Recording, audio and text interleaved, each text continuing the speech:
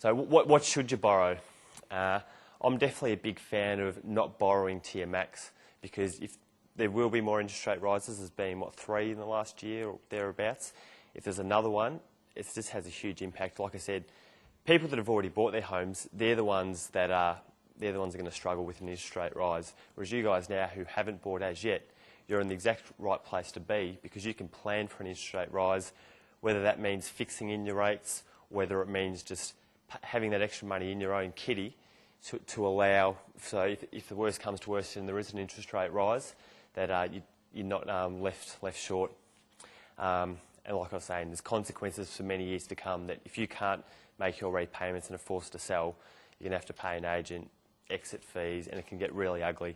So just whatever you do, plan very, very strongly where you're going to be, not only in a year, in 5 years, even 10. It seems so far away, but if you can look that far into the future, you're going to be so much more better off. Yeah, like I said, just look at the different scenarios that are out there that your life could take. Like an easy example is, I've got friends that have bought 2-bedroom townhouses, and the problem with that is that once they have kids in a few years, it's suddenly going to be too small for them, and they'll have to sell and buy another place, and just the costs in between are just, it's just not worth it. So you're better off planning for where you're going. Easy way to find out what you can borrow and a few different calculators is at realestate.com.au. So has anyone used these calculators before? Yeah? So it's just, if you just go to the website, just on the left-hand side, it tells you your stamp duty, it tells you what you can borrow. There's just different, really good calculations. So you can just have a play around and see what ifs of if you were to get yourself into a certain loan. Like I said, advantage of not having bought yet. And there are reasons the bank says no. Has anyone applied for a loan? No?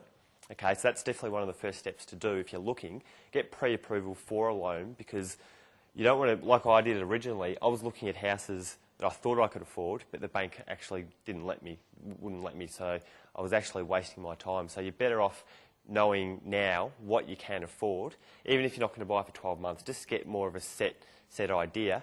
Because, like I said, there's a reason that the banks say no, because it's just far too risky for you. There's definitely ways to, change your finances. For example, with your credit card, really easy way to give yourself more money to borrow is, say you've got a $10,000 limit.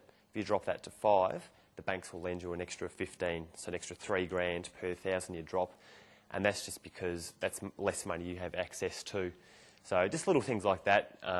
If you just become aware how the system works, you'll be far better off when it comes time to actually borrowing. Another thing is the banks could be wrong by ticking the boxes. All they do is they tick their boxes on the answers, but your circumstance might be slightly different. Example of that, my little sister recently just got a personal loan. So it's at a lower level, but it's still the same loan. And the bank said, no, we're not going to lend it to you. So she said, fine. She went to another bank and they said, yes. And she rang up the original bank and said, I need my statements now. And they said, oh, why didn't you come to us? And she said, because you rejected my loan. And the reason they rejected her loan, it was only a small amount of money and she could afford it, no problem, is because they ticked their boxes on what their criteria is, and something just might be slightly wrong that they don't like, and they just forget about the application.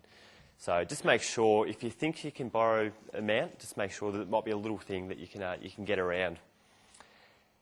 And the best solution is changing your money habits now.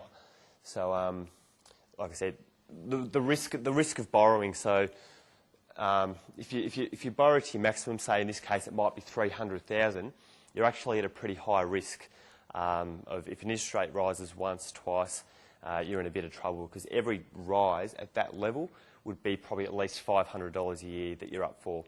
So if there's 2 interest rate rises, that's an extra $1,000. So if you think these days, if your car suddenly breaks down and you've got a $1,000 bill, how hard that is to pay, and that you'll be doing that for 25 years straight. So you've just got to make sure that you're prepared. So what I recommend is probably borrowing 5% less, because you'll be much better off in the long term. So if you're in this game you want your property to double in value and be, if you bought the house for $300,000 and doubled to $600,000, that's great. But if you buy one for 5% less for $285,000 and it doubles, even though it's $30,000 less in that 10-year period, because you've given yourself that extra flexibility, you can make extra repayments as you go and own that house 5 years earlier, number one. And number two, you've probably saved yourself, I think it works out to be 84 grand in interest. So if you really have a long-term view of what you're doing, you're better off borrowing slightly below what you can actually borrow, and even better if you go 10% less.